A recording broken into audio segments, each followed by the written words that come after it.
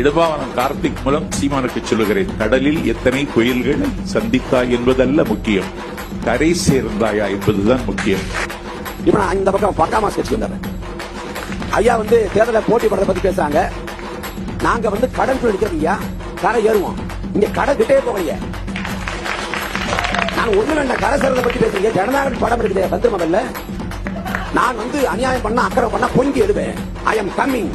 என்ன திருப்பி அனுப்பலாம் நினைச்சீங்களா? நான் திரும்பி வருவேன். இதெல்லாம் படத்துல பேசுறாங்க. இப்ப யார் பண்றா? தணிக்கை வாரியம் பண்ணது பாஜக அரசு பண்ணுதுன்னா பாஜகவை கண்டிக்க ஒரே ஒரு வாக்கு விஜய் பேசுவாரா? திருப்பரங்குன்றத்துல உங்க நிலைப்பாடு என்ன? திருப்பரங்குன்றத்துல உங்க கருத்து என்ன?